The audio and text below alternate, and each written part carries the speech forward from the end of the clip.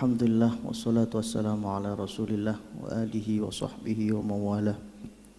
Wa la hawla wa la quwata illa billah amma ba'd. Allahumma ja'al ayyamana ayyama Rasulillah wa layalana layala Rasulillah. Allahumma ja'al sabahana sabahas salihin wa masa'ana masa'as salihin wa alhiqna bis salihin. Allahumma inna nas'aluka 'ilman la yunsa 'ilman nafi'an mubarakan fih. Allahumma faqihna fid din wa 'allimna ta'wil. Allahumma arinal haqqa haqqa warzuqna ittiba'ah wa arinal batila batila warzuqna ijtinabah. Allahumma ja'alna min yastami'ul qawla fayattabi'una ahsanah. Sallallahu alaihi nabiyina Muhammad wa ala alihi washabbihi wasallam walhamdulillahi rabbil alamin. Al-Fatihah.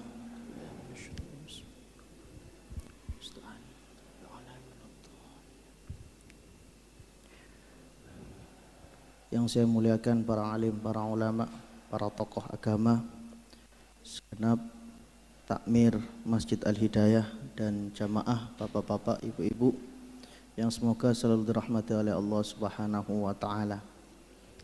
Ketika kita berbicara tentang Nabi Muhammad, maka tidak akan pernah habis, tidak akan pernah selesai. Bahkan guru kami yang bernama Syekh Fathi Hijazi, beliau pernah berkata, apabila seluruh buku yang menulis tentang Nabi Muhammad itu dikumpulkan jadi satu, itu tidak akan pernah sempurna secara lengkap membahas tentang Nabi Muhammad. Mengapa? Karena bagaimana bisa manusia-manusia yang tidak sempurna itu mensifati atau menceritakan, menulis, mengisahkan tentang manusia yang paling sempurna. Jadi Nabi Muhammad SAW itu adalah al-insan al-kamil, manusia yang sempurna. Maksudnya apa manusia yang sempurna ini, Pak? Sempurna itu dari segi fisik dan segi batin. Jiwanya sempurna, fisiknya sempurna, akhlaknya sempurna, penampilannya sempurna. Dan pembahasan tentang Kanjeng Nabi Muhammad ini memang kita amati kurang di Indonesia. Yang paling banyak kan kajian-kajian ngapunten fikih, tafsir, hadis ngoten Pak. Umat ini kurang diedukasi atau dikenalkan dengan nabinya Nabi Muhammad sallallahu alaihi wasallam. Seminggu sebelum kami pulang dari Mesir, guru kami yang namanya Syekh Ala Mustafa Naimah itu pernah bertanya kepada kami, "Wahai anak-anakku, tahukah kalian apa faktor utama umat Islam sekarang ini mengalami kebobrokan moral?" Kami semua terdiam. Beliau menjawab dalam hitungan detik, karena umat Islam saat ini mereka tidak kenal siapa Nabi mereka. Ketika tidak kenal, bagaimana bisa meneladani? Maka pulanglah kalian bersama Rasulullah, kata beliau. Pulanglah kalian bersama Rasulullah. Kenalkan umat tentang Rasulullah agar mereka tidak jauh dari Rasulullah. Generasi muda kita, Pak, itu lebih kenal pemain bola daripada Rasulullah. Cristiano Ronaldo, istrinya siapa saja itu kenal, Pak. Lebih kenal artis daripada daripada Nabi Muhammad. Mungkin ibu-ibu belum tahu Nabi Muhammad itu gerahnya apa, sakitnya apa ketika meninggal dunia. Namun ibu-ibu tahu sekali ketika artis meninggal dunia sakitnya apa, paham sekali. Itu belonjo petung dino sing diomongno artis itu saja. Lah ini PR bagi kita. Bagaimana kita menuntut anak kita untuk bisa berakhlak seperti Kanjeng Nabi. Kita saja tidak pernah mendekatkan mereka kepada Kanjeng Nabi. Lah ini kita bahas, ini ada 41. Kita habiskan sampai asar insya Allah 41. Kita bahas 1 atau 2 mawon ya. Saya ingin pagi hari ini kita bersyukur kepada Allah bahwasanya kita dipilih oleh Allah menjadi umatnya Kanjeng Nabi Muhammad sallallahu alaihi wasallam. Boten main-main, Pak. Umat Kanjeng Nabi Muhammad itu enak. Karena apa? Teko keri mulai dhisik. Iki mutu tahlilane bapak-bapak biasanya. Teko keri mulai dhisik. Nahnul akhiruna sabiquna, kata Kanjeng Nabi Muhammad. Kita ini memang umat yang paling akhir diutus. Dilahirkan paling akhir. Tapi kita ini sabiquna. Kita ini nanti paling awal. Jadi ketika di padang mahsyar antri bermiliar-miliar orang mulai Kanjeng Nabi Adam sampai nanti hari kiamat, itu yang dipanggil duluan. Mana umatnya Muhammad, kata Allah. Ayo disian. Umat-umatnya Nabi Nuh itu gumon semua, Bu. Umatnya Nabi Musa, Nabi Isa, Nabi Ibrahim, Nabi Zakaria, Nabi Zulkifli, itu godek-godek. Iki opo-opoan nih. Iki kok ono arek teko keri mulai disik. Salah satu keistimewaan menjadi umat Kanjeng Nabi Muhammad. Sehingga nanti yang paling dihisab pertama kali adalah umatnya Nabi Muhammad, yang masuk surga pertama kali umatnya Nabi Muhammad sallallahu alaihi wasallam. Istimewanya yang masuk neraka terakhir kali umatnya Kanjeng Nabi Muhammad. Dalam kitab Al-Mawa'id Al-Usfuriyah 40 hadis tentang akhlak dan dikisahkan dalam itu kisah yang sangat panjang, kisah sahabat Abdullah ibnu Abbas, panjang sekali hadisnya itu. Bahwasanya kelak Nabi Muhammad itu berada di pintu surga, memastikan umatku apakah sudah masuk semua. Nabi memastikan sudah masuk semua. Ternyata Nabi Muhammad itu ditutupi pandangannya oleh Allah bahwasanya ada umatnya yang masuk neraka. Naudzubillah min dzalik. Semoga bukan termasuk dari kita. Sudah suruh masuk neraka. Akhirnya mereka masuk di depan pintu neraka. Yang jaga neraka ini malaikat Zabaniyah bingung. Cak sampai niki sopo? Karena apa? Potongannya bukan potongan penghuni neraka. Penghuni neraka itu wajahnya hitam, kelam, tangannya diborgol. Loh kok ini ada orang kok mau masuk neraka, wajahnya putih, tangannya putih, kakinya putih. Bahasa hadisnya itu ghurran mu'ajjalin. Karena bekas dari air wudhu. Jadi ciri umat Nabi Muhammad itu besok mudah sekali. Wajahnya putih, tangannya putih, kakinya putih. Meskipun di dunia mohon maaf sawo-sawo bosok, tapi di akhirat Pak putih, Pak. Sama ini bukan penduduk neraka kata malaikat Zabaniyah. Sama ini umatnya siapa? Sudahlah malaikat Zabaniyah, nggak usah kita ini diinterogasi. Kita ini malu ngaku umatnya siapa. Sudahlah masukkan aja ke neraka. Akhirnya dimasukkan ke neraka. Disiksa ketika api itu berada di dada, di hati yang mengatakan la ilaha illallah Muhammadur Rasulullah ini, Bu. Baru umat Nabi Muhammad saat itu mengatakan ya Muhammadah, ya Abul Qasamah. Malaikat Zabaniyah dan malaikat Malik langsung loncat. Loh, kok ada umatnya Kanjeng Nabi Muhammad? Karena malaikat Malik itu Pak sudah berjanji tidak akan mengazab umatnya Kanjeng Nabi Muhammad. Malaikat Malik itu sungkan kepada kita, Pak. Sungkan. Makanya jangan didik-didik kamu itu neraka. Karena malaikat Malik itu sungkan. Sungkan sama umatnya Kanjeng Nabi Muhammad. Karena Nabi Muhammadnya itu. Jadi keutamaan Nabi Muhammad itu luar biasa. Sampai-sampai umatnya kita ini itu ikut mulia. Makanya tidak ada pujian yang berlebihan untuk Kanjeng Nabi Muhammad mboten wonten, ngapunten. Ketika ada orang yang mengatakan jangan berlebihan memuji Nabi Muhammad, tidak bisa. Karena ketika kita menyebut Muhammad saja itu sudah berlebihan, Pak. Arti Muhammad itu dalam bahasa Arab itu sighat mubalaghah atau hiperbola atau berlebih-lebihan dari kata Mahmud. Wonten Pak Mahmud nih. Mahmud itu artinya yang dipuji. Kemudian dinaikkan lagi dalam tataran bahasa Arab, gramatikal bahasa Arab, Muhammad. Yang artinya apa? Sering dipuji. Selalu dipuji. Makanya tidak ada manusia yang sering dipuji melainkan Nabi Muhammad SAW. Teng pundi-pundi Nabi Muhammad dipuji. Baik yang memuji umatnya maupun yang tidak.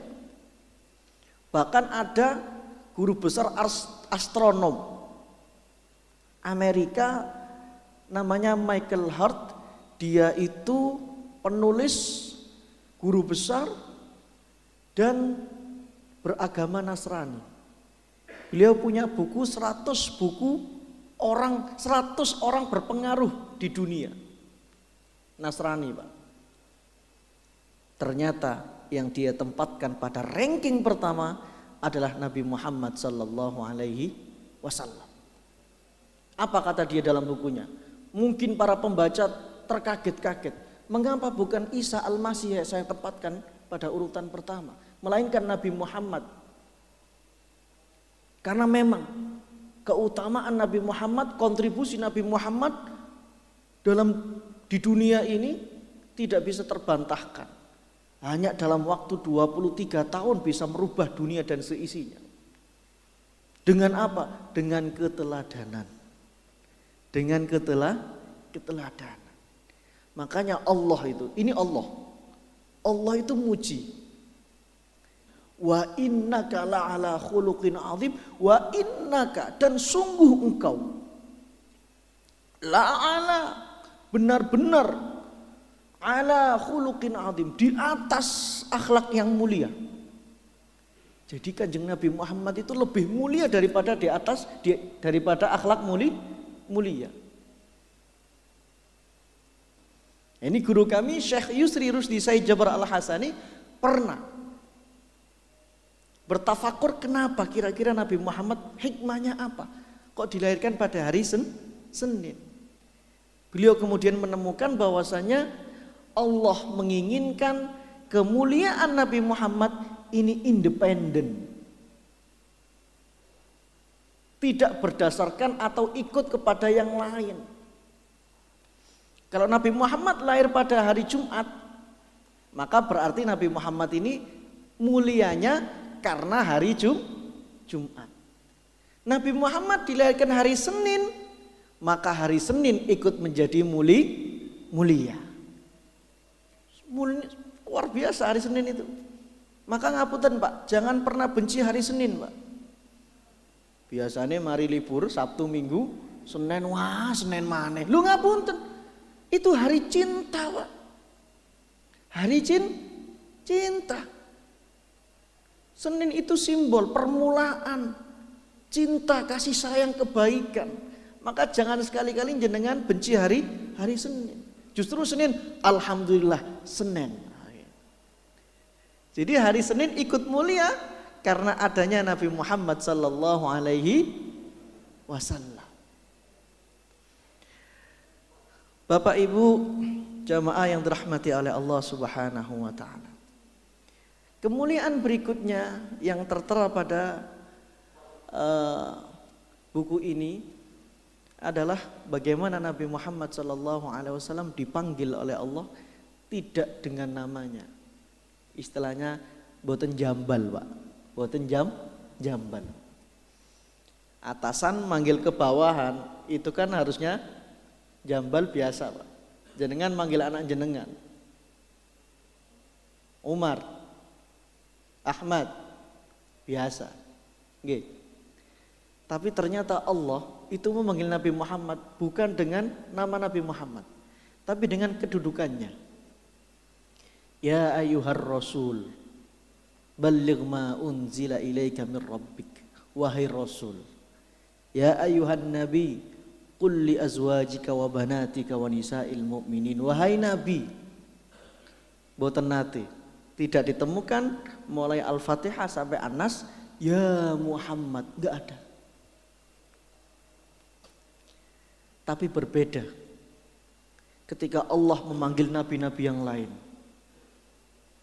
Allah memanggil Nabi Adam, ya Adamuskun anta wa zaujukal jannah. wahai Adam, tinggallah bersama istrimu di surga. Langsung dijambal Nabi Adam, disebut namanya. Ya Nuh, bid bisalamin minna. Wahai Nuh, berangkatlah kamu dengan kapalmu itu. Kami berikan keselamatan. Dipanggil ya Nuh. Wa nadaina ayya Ibrahim qad saddaqtar ru'ya. Dan kami panggil wahai Ibrahim, mimpimu itu sudah benar. Ya Zakaria, khudhil kitaba biquwwah. Ya Yahya, khudhil kitaba biquwwah. Wahai Yahya, ya Zakaria, wahai Zakaria, ya Isa, ya Musa, dipanggil semua namanya sama Allah. Tapi ketika memanggil nama Nabi Muhammad, Allah niku kados sungkan. Maka memanggil jabatannya, ya ayyuhar rasul. Apakah tidak ada nama Muhammad dalam Al-Quran? Ada. Tapi itu sebagai kata ganti orang ketiga, Pak. Kata ganti orang ketiga itu apa? Bukan yang diajak bicara, tapi yang dibicarakan. Wa ma Muhammadun illa rasul qad khalat min qablihi rusul. Muhammad itu adalah rasul dan sudah berlalu rasul-rasul sebelum Muhammad. Wa ma Muhammadun ma kana Muhammadun aba ahadum mir rijalikum walakin rasulullah. Muhammad itu adalah ayah di antara kalian, tapi dia Rasulullah. Jadi kalau menyebut nama Muhammad, Allah itu membicarakan Nabi Muhammad. Kata ganti ketiga. Tapi kalau memanggil Nabi Muhammad, itu Allah Subhanahu wa taala dengan jabatannya. Jenengan manggil Pak RT, mboten namanya. Pak RT, itu sebuah penghormatan. Pak RW, penghormatan. Pak Lurah, Bu Lurah, itu sebuah penghormatan. Lah Allah Subhanahu wa taala sampai segitunya, Pak. Sampai segitunya kepada Nabi Muhammad sallallahu alaihi wasallam. Oleh karenanya para ulama kita itu menafsirkan ayat yang semua insya Allah kita hafal, wa rafa'na laka dzikrak, dan telah kami tinggikan, muliakan penyebutanmu. Jadi nama Nabi Muhammad, penyebutan Nabi Muhammad itu ditinggikan oleh Allah Subhanahu wa taala. Bagaimana ditinggikannya? Di antara pendapat para ulama tadi itu, bahwasanya Allah tidak pernah memanggil nama Nabi Muhammad dengan ya Muhammad. Yang kedua, Allah itu selalu menggandengkan, menyertakan nama Allah dengan nama Nabi Muhammad. Kapan? Syahadat. Ada dua syahadat. Yang pertama syahadat uluhiyah, asyhadu alla ilaha illallah. Yang kedua syahadatul risalah, syahadatun nabawiyah, wa asyhadu anna Muhammadan Rasulullah. Gak sah kalau kita cuma asyhadu alla ilaha illallah. Orang yang mau masuk Islam cuma syahadat asyhadu alla ilaha illallah, gak meneruskan, maka mboten sah. Salat kita tadi tahiyat akhir gak menyebut nama Nabi Muhammad, tidak sah. Azan, qomat, gak ada asyhadu anna Muhammad Rasulullah, mantun asyhadu an la ilaha illallah, langsung hayya ala sholat, digeruduk wong sak kampung. Jadi azan, qomat, syahadat, sholat, itu semuanya ada nama Nabi Muhammad, yang mana Allah sertakan dengan nama Allah. Ya ayyuhalladzina amanu athi'ullah wa athi'ur rasul. Wa may yuti'illaha war rasul. Berkali-kali Allah sandingkan nama Nabi Muhammad dengan nama Allah sendiri. Sehingga tidak salah di sebagian masjid dan musola itu ada lafal Allah kemudian Muhammad. Bener nggih? Wonten mboten? Mboten. Ada nggih? Oh. Wah nggih niki Allah Muhammad atas.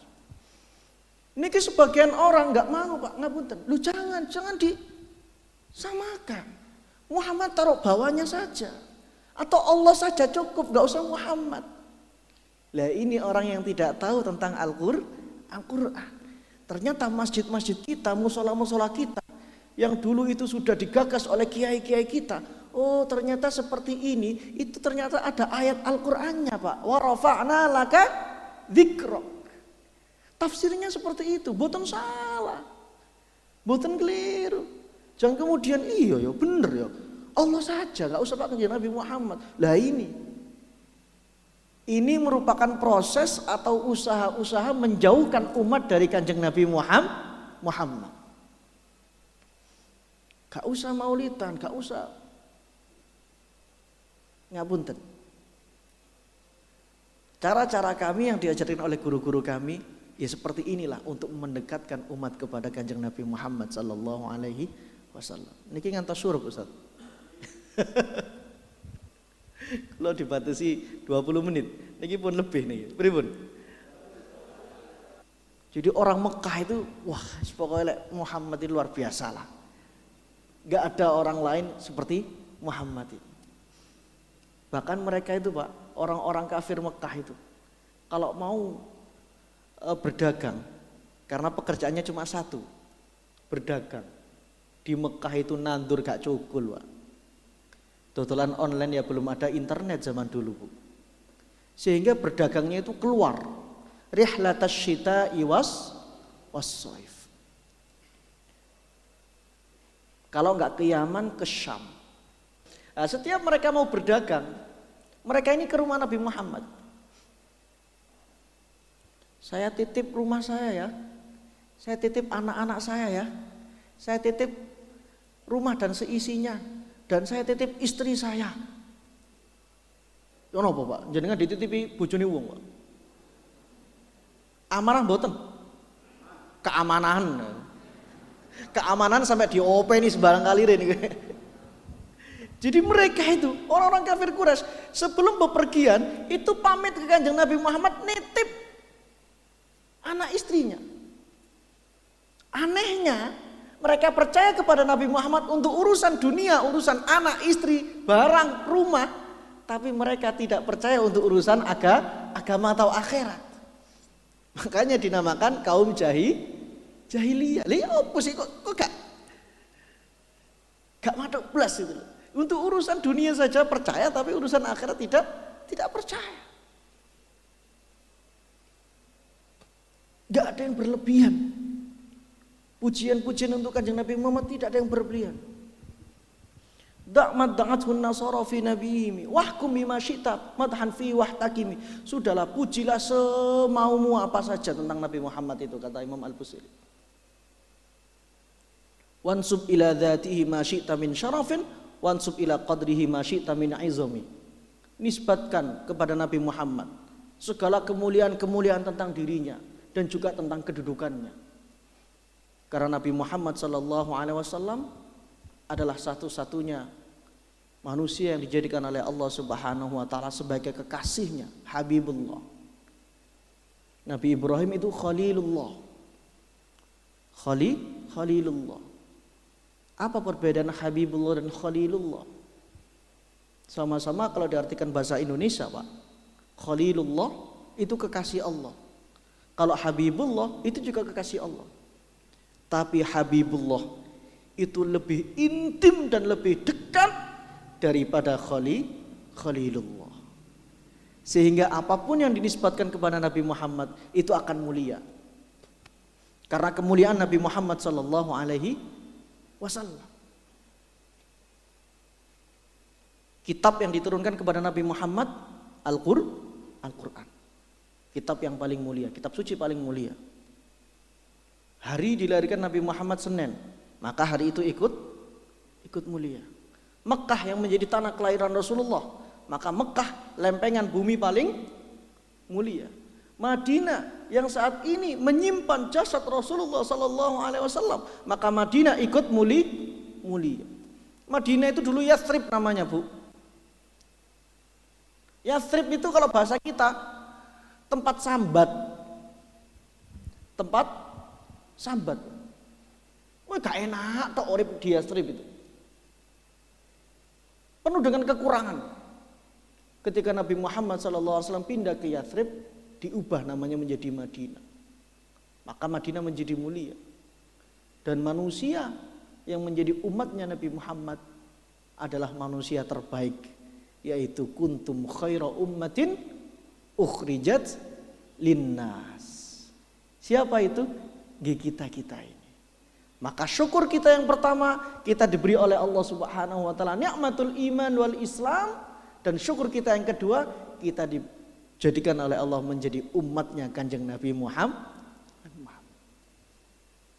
Tapi kan kita menjadi umatnya Kanjeng Nabi Muhammad, kita nggak ketemu sama umat Nabi Muhammad.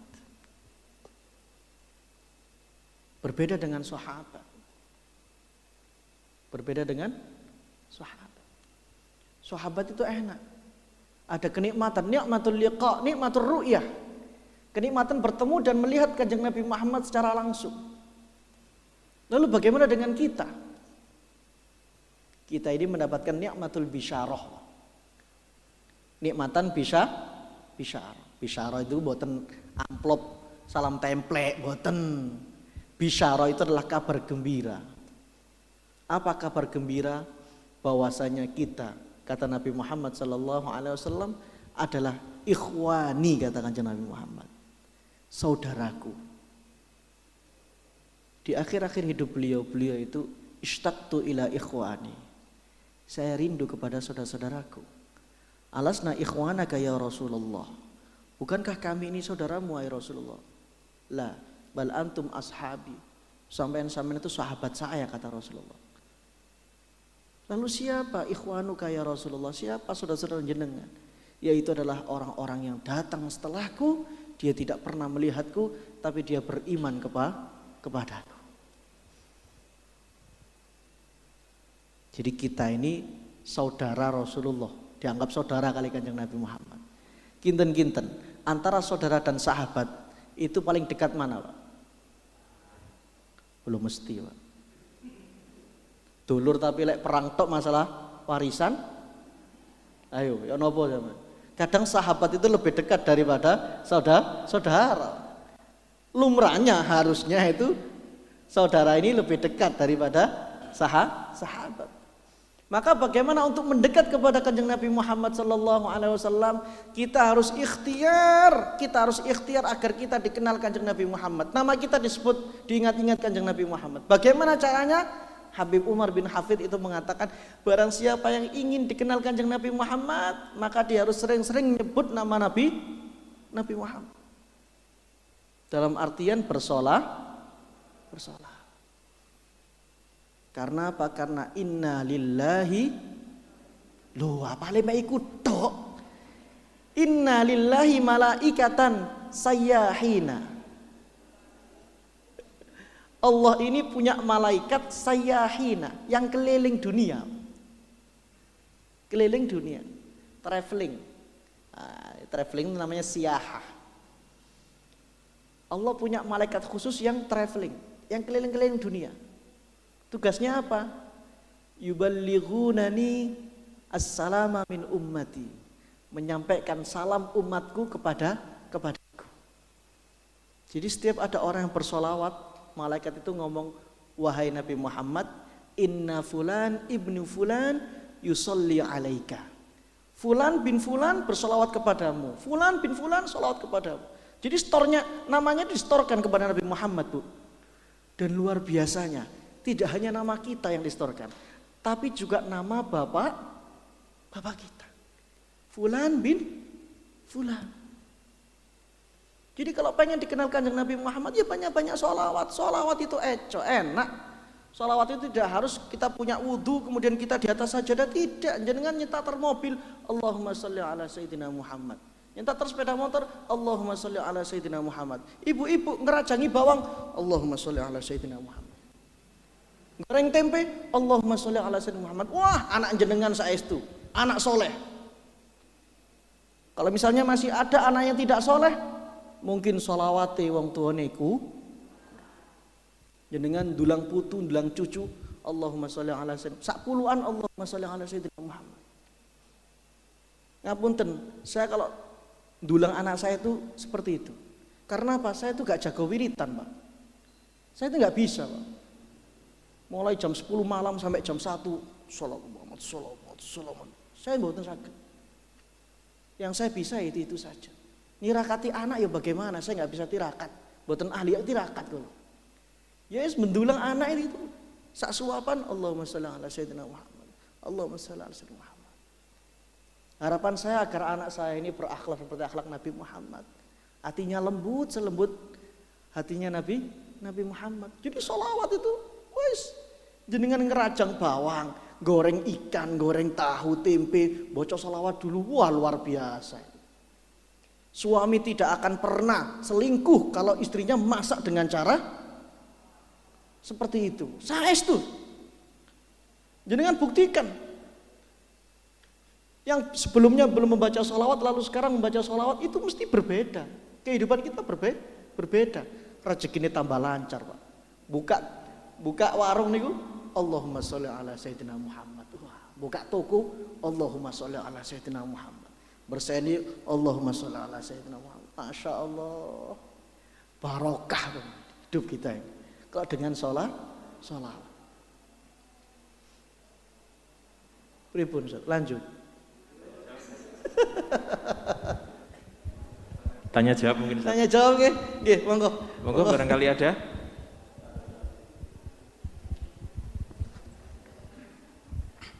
Assalamualaikum warahmatullahi wabarakatuh. Ustadz tadi diterangkan bahwa membahas Kanjeng Nabi ini tidak akan ada habisnya, terutama akhlaknya. Ya. Bagaimana sikap kita di akhir-akhir ini? Ya, kami percaya bahwa sebagai umat Muslim akhlaknya Kanjeng Nabi sangat sempurna, tetapi di belahan lain, ya mungkin tidak akan ada habisnya. Juga banyak yang menghujat, membuat karikatur, menjelekkan Kanjeng Nabi. Itu bagaimana sebaiknya sikap kita. Yang pertama. Yang kedua, ada yang mengaku keturunan Kanjeng Nabi, baik itu Sayyid atau Habib, tapi bisa mendoakan orang lain yang jelek-jelek segera meninggal, masuk neraka dan lain-lain, apalagi itu sesama Muslim. Ya, ngapunten Ustaz, karena ya ini mungkin hubungannya dengan politik ya. Saya ini ada grup yang banyak non-muslimnya, kadang-kadang malu kalau melihat kejadian yang seperti itu. Terima kasih. Saya jawab bahwasanya Kanjeng Nabi Muhammad SAW itu adalah orang yang lemah lembut. Bagaimana ketika kita menghadapi ada orang-orang yang menghujat, menghina Rasulullah SAW, apakah kita marah? Apakah kita bagaimana? Marah kita boleh, tapi syaratnya marah dua. Syaratnya marah dua. Apa itu? Marah lillah, marahnya karena Allah, bukan karena politik. Bukan karena saya marah, saya tampil di media sosial agar saya viral, agar saya diundang ke sana kemari. Ini marahnya bukan lillah, bukan marahnya karena Allah. Dan yang kedua marah ini yang susah, billah, marah dengan cara-cara yang diridhoi Allah, marah dengan cara-cara yang dia itu tidak mendatangkan amarah Allah. Bagaimana? Ya tidak merusak, tidak menghina, tidak mencaci maki. Itu marah yang billah, Pak. Dan Rasulullah ini kalau marah dua, marahnya lillah karena Allah, dan billah dengan cara yang diridhoi oleh Allah. Jadi marahnya Nabi Muhammad itu dua ini. Nah, kita ini kadang nggak ngerti bela Nabi Muhammad, tapi nggak ngerti bagaimana caranya. Sehingga yang kan boleh orang yang menghina Nabi itu dibunuh, kan boleh. Iya, boleh, tapi yang membunuh itu adalah pemerintah. Dan itu mazhabnya Imam Malik. Kalau mazhab Syafi'i seperti kita, itu tidak dibunuh, dihukum gitu saja, nggak dibunuh. Imam Malik pendapatnya dibunuh, tapi yang membunuh bukan orang sipil. Yang membunuh adalah pemerintah yang menjatuhkan dia sanksi hukuman pembunuhan, maka dieksekusi. Sama dengan kita toh. Misalnya ada orang yang kena hukuman mati, yang mengeksekusi siapa? Polisi, aparat keamanan. Jadi Islam itu sudah pas, Pak. Oke lah, orang yang menghina Nabi, menghina Al-Quran dan sebagainya dibunuh, tapi yang membunuh itu siapa? Jangan kemudian kita bunuh, penggal kepalanya. Rusak, Pak, tatanan hidup kalau kita ini saling bunuh membunuh. Islam akhirnya terkesan sebagai hukum rimba. Loh ya apa sih Islam ini? Ini kok dengan ininya hukuman bunuh membunuh, cambuk dan lain sebagainya dalam Islam itu luar biasa, Pak. Diatur dengan segala macamnya. Gak gampang seperti itu. Jadi bagaimana? Monggo silakan jenengan marah silakan. Kalau misalnya Nabi dihina, tapi masukan saya yang pertama marah pada diri sendiri. Kenapa? Koreksi. Apakah kita sudah menampilkan yang pernah ditampilkan oleh Rasulullah Sallallahu Alaihi Wasallam? Jangan-jangan mereka itu menghina Nabi karena melihat umatnya. Melihat umatnya.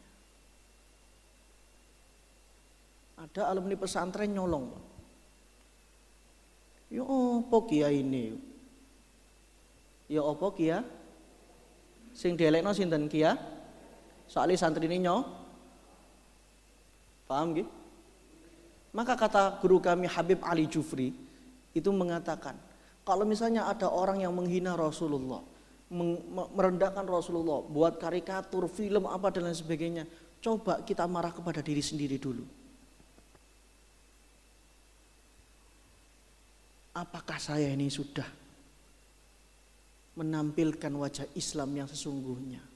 Apakah saya ini sudah menjadi duta Islam sesungguhnya dengan akhlak yang luar biasa? Rasulullah itu simbol akhlakul karimah, Pak. Simbol akhlak. Maka kalau sudah Rasul kita menjadi simbol akhlakul karimah, maka kita umatnya harus menjadi umat yang berakhlak dan beradab. Kemudian mengenai ada Habib dan lain sebagainya, saya sekarang lagi membaca, Pak, buku tentang dzurriyyah Rasulullah, tapi belum selesai. Maka saya tidak mau membahas di sini sekarang karena belum selesai bacaan saya. Saya hanya membahas tentang caci maki, mendoakan dan lain sebagainya. Mubadalatul isaah bil isaah lil awam. Mubadalatul ihsan bil ihsan lil awam. Mubadalatul isaah bil ihsan lil muhsinin wa mubadalatul ihsan bil isaah liz zalimin. Ada orang buruk ke saya balas buruk ke dia. Ada orang baik ke saya balas baik ke dia. Itu lumrah. Ini orang awam. Orang awam. Kelas bawah, Pak. Kelas bawah. Kalau ada orang yang berbuat baik ke saya balas buruk, mengkhianatinya, ngasih ke saya, ke rumah saya bawa nasi bebek, kok saya bawa kotorannya bebek ke dia. Ini berarti saya ini zolim. Zolim.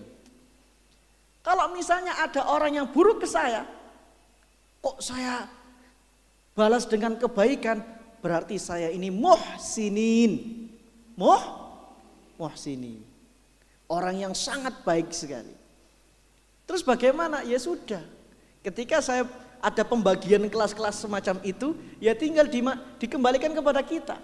Kalau ada orang yang menghina kita, lalu kita balik hina dia, maka mulut kita sama busuknya dengan mulut dia. Hati kita sama kotornya dengan hati dia. Lalu apa bedanya kita dengan dia? Lak ngoten. Leres nggih? Kanjeng Nabi Muhammad itu tingkatnya muhsinin.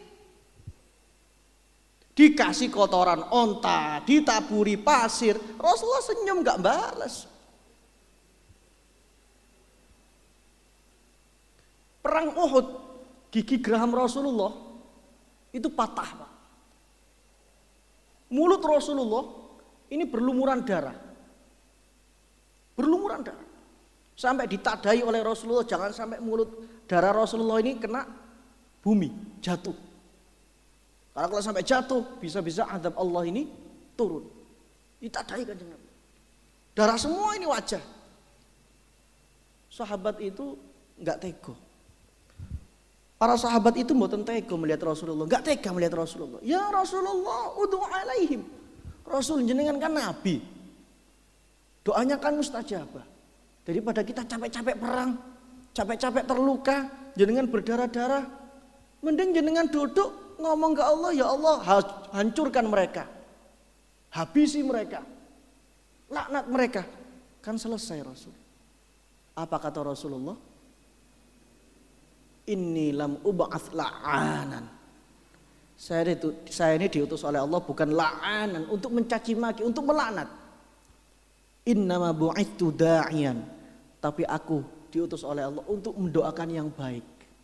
Lalu doa Rasulullah yang sangat terkenal, Allahumma hdi qaumi fa innahum la ya'lamun. Ya Allah, berikanlah petunjuk bagi mereka ya Allah, orang-orang kafir itu ya Allah, karena mereka tidak tahu ya.